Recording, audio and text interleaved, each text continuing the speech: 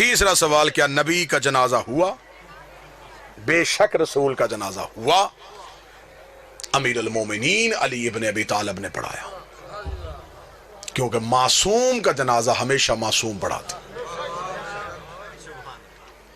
حجت کا جنازہ ہمیشہ حجت ہی پڑھاتی ہے۔ صرف جنازہ نہیں، 3 دن تک رسول کی میت رسول کے حجرے میں پڑی رہی۔ اب یہاں پہ آ کے صرف اس گیپ کو چھپانے کے لیے کہ 3 دن مسلمان کہاں پہ رہے، یہاں پہ آگے بچوں کے سوال رکھ دیا، بیٹا نبیوں کے جنازے نہیں ہوتے، نبیوں کے جنازے نہیں ہوتے، نبی دفن تو ہوتے نا، بھائی دفن تو ہوتے ہیں، تو جنازے میں نہیں تھے، تدفین میں کون کون تھا؟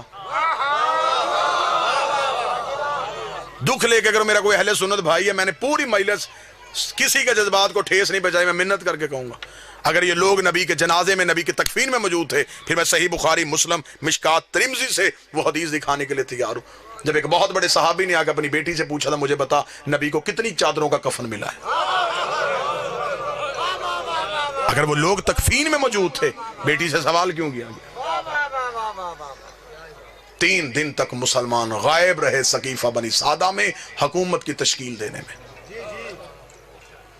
لوگ حکومت کی تشکیل دیتے رہے، اور 30 دن کے بعد مولا امیر المومنین گئے، احتجاج تبرسی میں حوالہ، 30 دن مولا امیر المومنین گئے، مولا نے جا کے سقیفہ میں اپنے نیزے کو گاڑا ہے، نیزے کو گاڑ کے مولا نے فرمایا تم نبی کے جنازے پہ کیوں نہیں آئے؟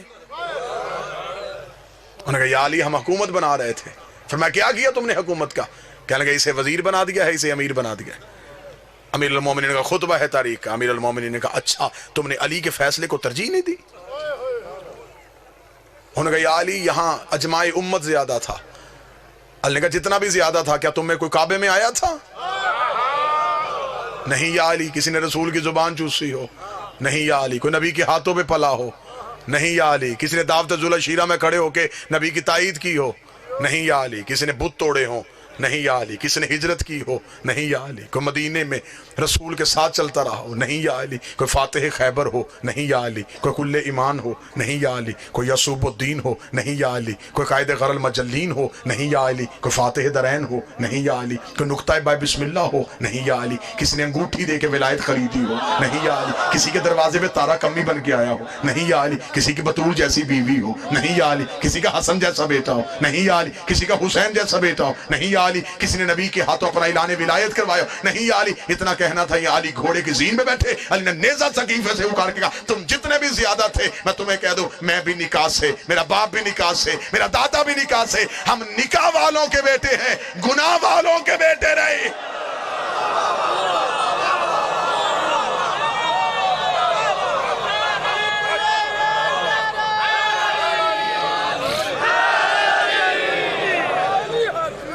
آپ جس کی چاہیں ہم عزت کرنے کے تیار ہیں، دکھ ہے، تکلیف ہے، پڑھا لکھا دور ہے، مجھے تکلیف ہوتی ہے، بندے کہتے جی شیعہ فلاں کی عزت نہیں کرتے، فلاں کی عزت نہیں کرتے، بھرے مجمع میں چیلنج کر رہا ہوں، ابھی اسی وقت چیلنج کر رہا ہوں، یہ نہیں کہ میں جب کبھی دوبارہ ہوں، نہ ابھی سودا نقد کر لیتے۔ جس کی عزت کروانا چاہتے ہو تم مجمع سے نام لو، میں منبر سے کردار پڑھتا ہوں، بابا جی ٹھیک ہے، اگر کردار عزت کے لائق ہوا تو عزت کرتے، یہ تو غلط بات ہے کہ آپ اپنی کتابیں بھی نہ پڑھیں۔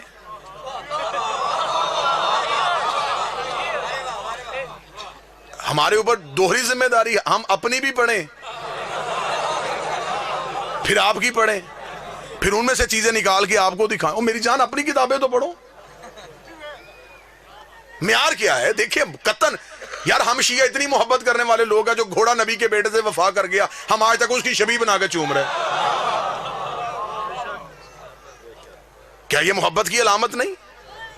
تو یہ ہو سکتا ہے کہ کوئی بندہ نبی کی اولاد کے کام آیا ہو، ہم اسے نفرت کر کے ہم نے جہنم میں جانا ہے؟ جی ہم صحابہ کی عزت نہیں کرتے، میرے اہل سنت دوست بھائی بیٹھے ہوئے ہیں، کون کہتا ہم صحابہ کی عزت نہیں کرتے؟ حضرت بلال کی عزت نہیں کرتے، ہم حضرت سلمان کی عزت نہیں کرتے، ہم عمار کی بات نہیں کرتے، ہم حذیفہ کا ذکر نہیں کرتے، کیا یہ صحابی نہیں؟ پھر ہم اعتراض کرتے کہ آپ ان صحابیوں کی بات کیوں نہیں کرتے؟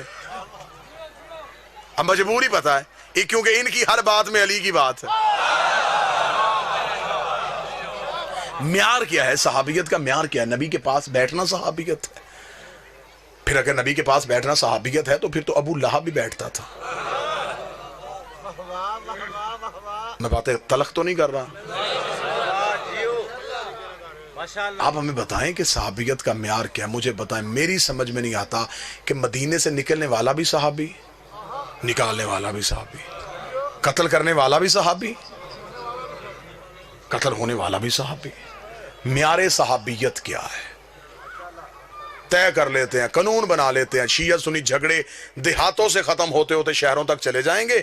یہاں سے یہاں تم بل پاس کرو، پارلیمنٹ ہاؤس تک بل پاس کروا لو. ہم شیعہ سب سے پہلے دستخط کرنے کے لیے تیار ہیں. ہم سے قرآن کے حاشیے پہ دستخط کروا دو، ہم لکھنے کے لیے تیار ہیں. جو بھی مسلمان کلمہ نبی کا پڑھے گا، کسی صحابی کو برا کہے گا، وہ کافر، وہ جہنمی، وہ مرتد، اسے پھانسی، اسے سزائے موت. جو صحابی کو برا کہے اسے ملعون سمجھا جائے گا، جو صحابی کو برا سمجھے اسے جہنمی کہا جائے گا. اگلا قانون بھی تمہیں ماننا پڑے گا، جو برے کو صحابی کہے اسے بھی ملعون کہنا پڑے گا.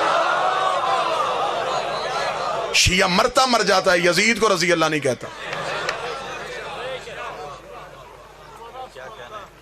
ایک لمحے کے لیے گھروں میں بیٹھ کے سوچو کہ اسلام تمہیں کیا دے کے گیا ہے.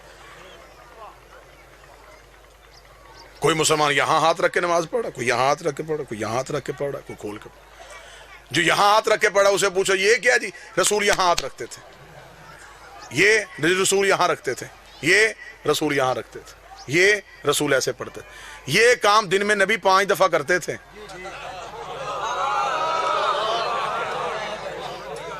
اور امت ابھی تک یہ طے نہیں کر سکی کیسے کرتے تھے. غدیر تو ایک دن آیا تھا.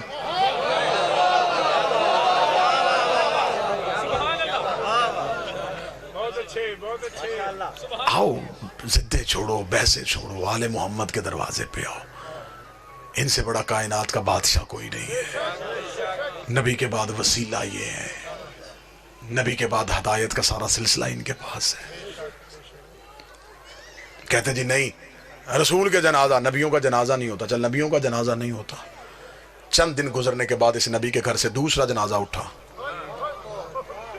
وہ نبی کی بیٹی کا جنازہ تھا. 75 یا 90 دن کی روایت ملتی ہے. یا 75 دن زندہ رہی یا 90 دن زندہ رہی بیٹی رسول کی. عمر مبارک کتنی تھی؟ جتنی کربلا میں حسین کے اکبر کی عمر تھی. یہ عمر تھی میری شہزادی کی جب دنیا کے دکھوں سے کنارہ کر کے گئی ہے محمد کی بیٹی. چل مسلمان نبی کے جنازے پہ نہیں آ سکے، رکھ مولوی کے سر پہ قرآن. مجلس سے جائے کلمہ نبی کا پڑھتا ہے، تجھے رسول کی عزت کی میں قسم دے رہا ہوں. کلمہ نبی کا پڑھتا ہے، جا کر ریسرچ کرنی شروع کر دے. مولوی کے دروازے کھٹکھٹا. نہیں آئے تھے مسلمان نبی کے جنازے پہ. بتا زہرا کے جنازے پہ کتنے مسلمان.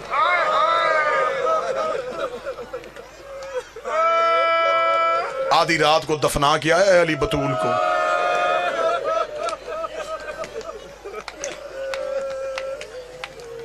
اب ہم کیا کریں؟ ہم درد پڑھیں گے، مر جائیں گے. شیعہ ساری رات علی زہرا کی قبر پہ بیٹھ کے قرآن پڑھتے تھے. تلوار نکالی ہوتی تھی، ایک ہاتھ میں قرآن ہوتا، ایک ہاتھ میں تلوار ہوتی. ایک دن حسین نے جا کے کہا بابا میری ماں کو تلاوتوں کی محتاج ہے. فرمایا قرآن پڑھنے نہیں آتا، اونچی آواز میں اس لیے پڑھتا ہوں انہیں پتہ چلے علی قبر پہ پہرا دے رہا. کیا یہ غریبی نہیں تھی میرے بادشاہ علی کی؟ بچپن کا حسین بابے کے قدموں پہ گر گیا، رو کے کہتا بابا اب تو میری ماں نہیں روتی، اب تو میری ماں جگیر نہیں مانگتی، اب میری ماں کو کیا ڈر ہے. فرمایا جو آگ لے کے دروازے پہ آ گئے کہیں بیل چلے کے زہرا کی قبر پہ نہ آ جائے.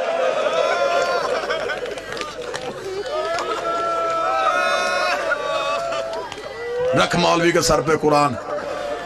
تھوڑے عرصے بعد اس نبی کے گھر سے تیسرا جنازہ اٹھا.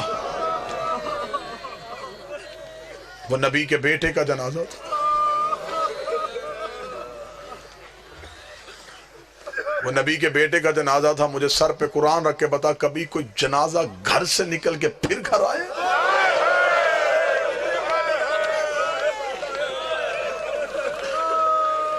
یہ پہلا جنازہ ہے کائنات کا جو گھر سے نکلا ہے واپس گھر آئے. 70 تیر نکالے ہیں بہن نے بھائی کے جنازے سے. میں نے پڑھ دیا، آپ نے سن لیا.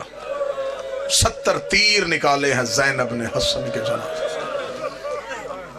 بسم اللہ. واجب الاحترام قابل صد احترام خطیب عالم اسلام سرکار علامہ قبلہ علی ناصر الحسینی صاحب تشریف لے آئے. بس یہیں پہ 2 جملے پڑھوں گا، بس یہیں پہ جو بندہ ہے میں مصاحب چھوڑوں تو پھر جو آگے آنا چاہے وہ آگے آ جائے. 70 تیر نکالے ہیں زینب نے حسن کے جنازے سے.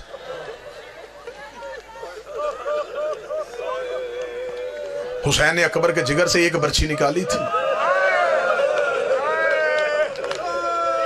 جس نے سینے پہ ہاتھ نہیں مارا اس نے اپنے آپ کو امیر سمجھا. حسین اصغر کی گردن سے ایک تیر نکالا تھا، زینب نے 70 تیر نکالے. آخری تیر بھائی کے جنازے سے نکال کے زینب رو کہتی حسین ایک دفعہ مجھے نانے کی قبر پہ لے کے جا. فرمایا کیا پوچھنا چاہتی ہے؟ فرمایا جا کے نانے کی قبر سے جا کے پوچھو نانا تو کہا کرتا تھا حسن میرا امیر بیٹا ہے، حسین میرا غریب بیٹا ہے. میں نانے کو بتاؤں گھر آ کے اپنے امیر کا جنازہ دیکھ، پھر مجھے بتا تیرا امیر ایسا ہے تو تیرا غریب کیسا ہو. انہوں نے تیرے امیر کی یہ حالت کی ہے تو تیرے غریب کی کیا حالت.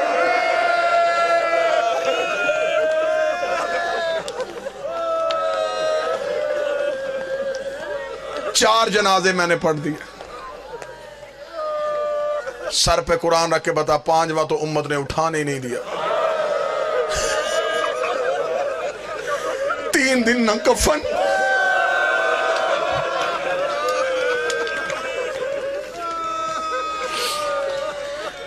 اپنی اپنی لاشیں دفنا کے چلے گئے. حسین کی لاش کربلا کے جنگل میں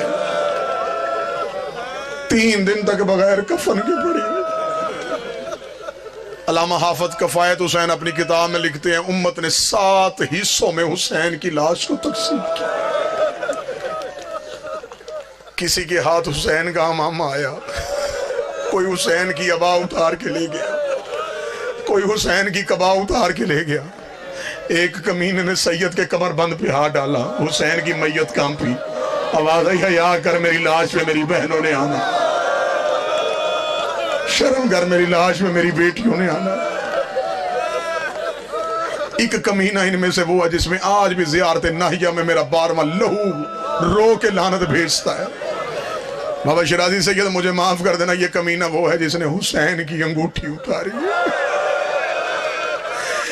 آج بھی میرا 12واں پردے پہ لعنت کرتا ہے. کوئی نرم دل شیعہ بیٹھا مجھے معاف کر دینا، اس ملاؤں نے حسین کی انگوٹھی اتاری ہے. یہ خود کہتا ہے کہ جب میں حسین کی لاش پہ پہنچا کوئی حسین کا امامہ لے گیا تھا، کوئی حسین کی عبا لے گیا تھا، کوئی حسین کی قبا لے گیا تھا. اس نے کہا میری نظر پڑی حسین کے ہاتھ پہ، حسین کے ہاتھ پہ انگوٹھی تھی. میں نے سوچا مدینے کا شہزادہ ہے، انگوٹھی اس کی قیمتی ہوگی. یہ کمینہ کہتا مجھے جلدی تھی، میں نے خیموں میں جا کے مال لوٹنا تھا. میں جلدی جلدی حسین کے ہاتھ کے قریب آیا، میری ایک نظر خیمے پہ تھی، میں دوسرے ہاتھ سے حسین کی انگوٹھی اتار رہا تھا. یہ کتا کہتا ہے حسین کی انگلی اتنی زخمی تھی مجھ سے انگوٹھی اتر نہیں رہی تھی، مجھے جلدی تھی. کوئی سید ہو، کوئی سید زادی ہو مجھے معاف کر دینا. یہ کمینہ کہتا میں کربلا کے جنگل میں دوڑا، میں ایک پتھر اٹھا کے لایا، اس پتھر پہ حسین کا ہاتھ رکھا، اپنی جیب سے خنجر نکالا، حسین کی انگلی پہ خنجر رکھا، دوسرے پتھر کے ساتھ میں ضرب مارنے لگا. ایک